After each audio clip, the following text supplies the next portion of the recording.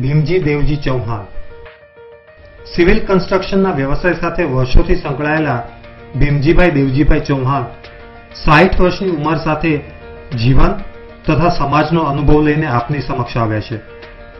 તેમના પિતા દેવજીભાઈએ 22 વર્ષ શ્રી ઉમિયા માતા સંસ્થાનમાં નિસ્વાર્થ ભાવે સેવા આપી છે.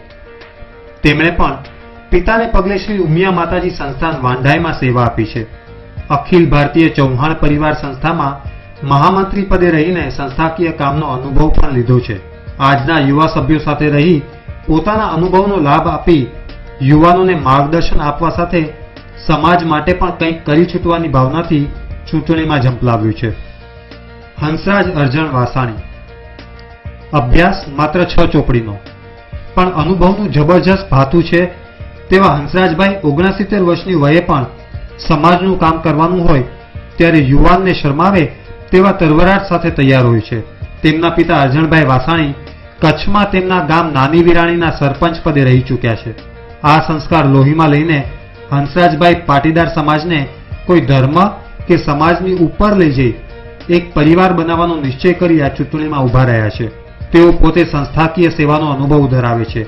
બોરીવલી પાટીદાર સમાજનું પ્રમુખ પદ શોભાવી રહ્યા છે. નાની વિરાણી સમાજના ઉપપ્રમુખ પદે કાર્ય કરી લોકોનો પ્રેમ અને આશીર્વાદ પ્રાપ્ત કર્યો છે. હવે મુંબઈ પાટીદાર સમાજને એકતાને તાંતણે બાંધીને આગળ વધારવાનો સંકલ્પ કર્યો છે. હિંમતલાલ કાનજી માકાણી. બિલ્ડરના વ્યવસાય સાથે સંકળાયેલા 57 વર્ષની ઉંમરના હિંમતલાલભાઈ માનવ સેવા કેન્દ્રના ટ્રસ્ટી તરીકે પ્રતિષ્ઠિત છે. સેવાનું કાર્ય આ કેન્દ્રને સહારે સતત કરતા રહે છે. તેમને માટે પાટીદાર સમાજમાં પદ મેળવવું કોઈ પ્રતિષ્ઠાનો વિષય નથી, પણ સમાજમાં પડી રહેલા તડાપુરાને પૂરીને તેને એક કરવાના લક્ષ્ય સાથે ચૂંટણી લડી રહ્યા છે. પાટીદાર સમાજના કાર્યોમાં તેમના માતા પિતાએ વર્ષો પહેલા યોગદાન આપ્યું છે. 2 અને 5 રૂપિયા બચાવીને તે જમાનામાં સમાજ નિર્માણ માટે ખર્ચ્યા છે. બાપ દાદાએ સમાજને એક કરવા જે ભોગ આપ્યો એ ભાગલા પાડવાની વૃત્તિવાળાઓને કારણે વ્યર્થ ન જવા દેવા એ તેમનો સંકલ્પ છે. હીરાલાલ કેસરા રામજીયાણી. હીરાલાલભાઈનો પરિવાર અને સમાજ સેવા એક સિક્કાની 2 બાજુ જેવા છે. પિતા કેસરાભાઈએ પાટીદાર જ્ઞાતિ ટ્રસ્ટ ફંડ મુંબઈમાં સતત 9 વર્ષ સેવા આપી છે.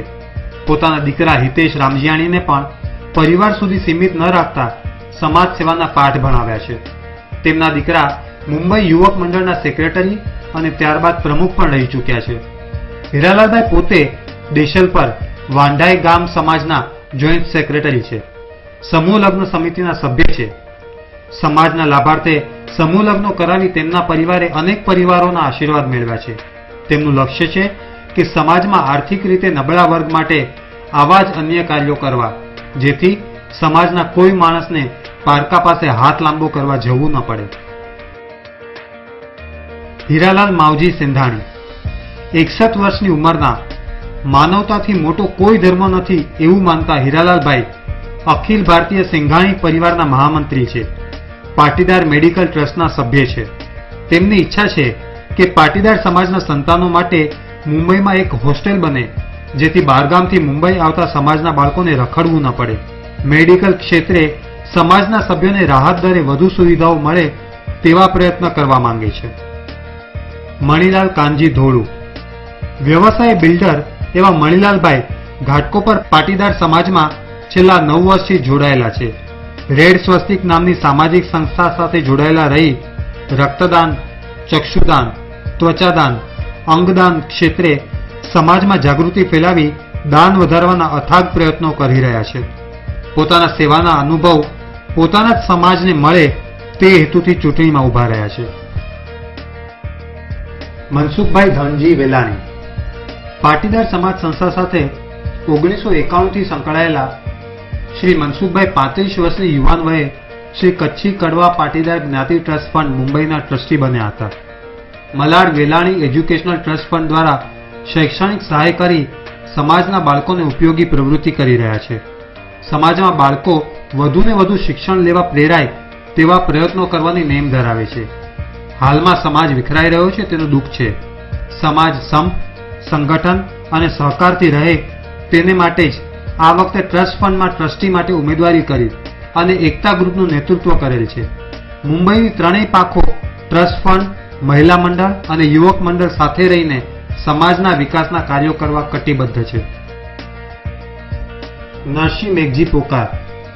55 વર્ષીય નરસિંહભાઈના પિતા મેઘજીભાઈ સિલવાડ કંપામાં લક્ષ્મી નિવાસ હાઈસ્કૂલના ટ્રસ્ટી હતા, તેમજ ગામમાં આવેલ શેઠ KL હોસ્પિટલમાં ટ્રસ્ટી હતા. આજે પિતાને પગલે નરસિંહભાઈએ આ બંને સંસ્થાઓમાં સેવાનો યજ્ઞ ચાલુ રાખ્યો છે. તેઓ પોતે BA સુધીનો અભ્યાસ કરેલ છે.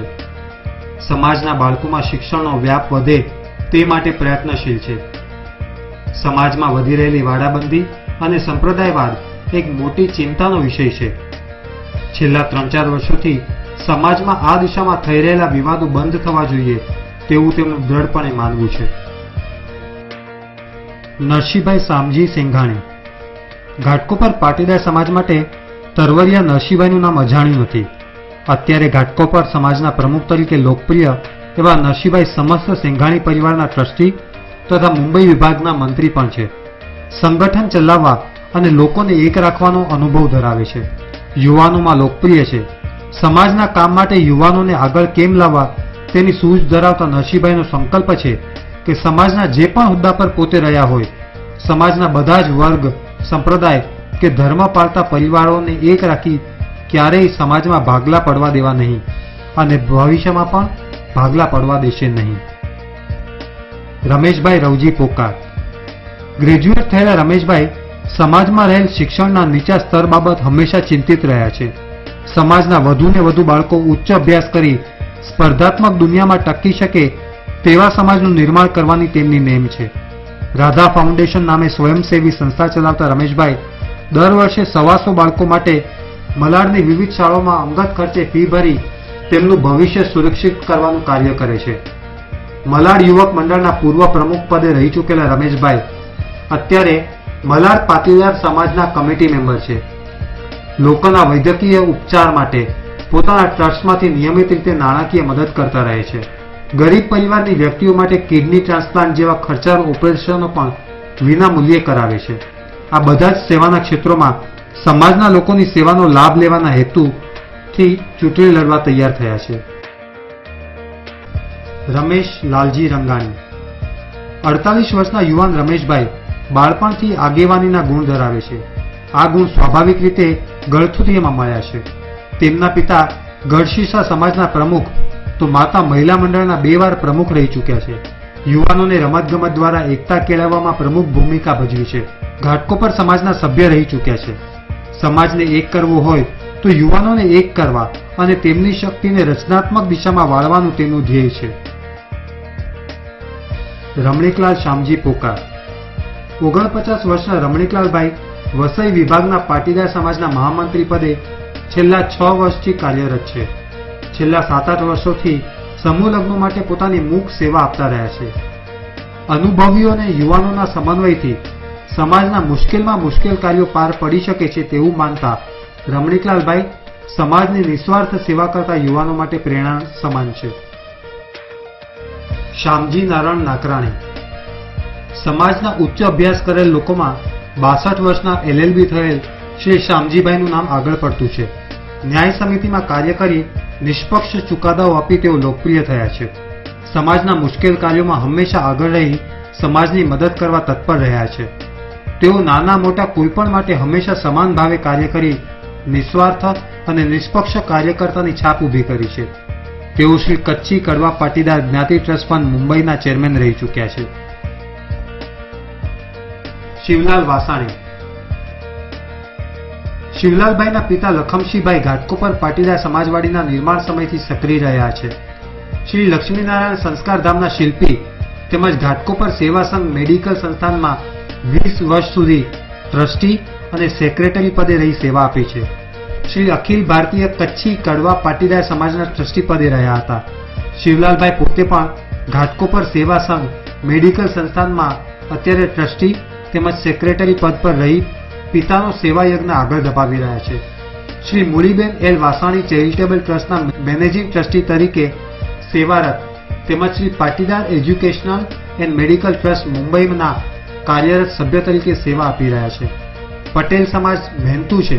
પરસેવો પાડીને બે પાંદડે થયેલા સમાજને ભાગલા પાડો અને રાજકારોની નીતિ અપનાવનારા ખેદાન મેદાન ન કરી નાખે અને સમાજ સંગઠિત રહે તે માટે એકતા ગ્રુપને સાથ આપી ચૂંટણી લડી રહ્યા છે. વનિતાબેન અરજણ છાભૈયા. વનિતાબેનના પતિ સ્વર્ગીય અરજણભાઈ છાભૈયા શ્રી કચ્છી કડવા પાટીદાર જ્ઞાતિ ટ્રસ્ટ ફંડ મુંબઈમાં 9 વર્ષ સેવા આપી હતી. તેમણે પોતાના ખર્ચે દસડીમાં ગૌશાળા શરૂ કરાવી. ગુજરાતી શાળામાં ટ્રસ્ટી પદે રહી માતૃભાષા પ્રચાર અને શિક્ષણના પ્રસાર માટે કાર્ય કર્યું. તેમના સંતાનો હવે આ શાળાનું સંચાલન કરી રહ્યા છે.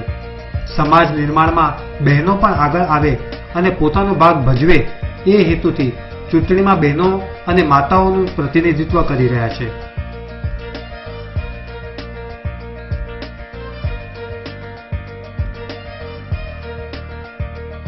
સંપ, સંગઠન અને સહકાર. એકતા ગ્રુપ શ્રેષ્ઠ પરિવાર.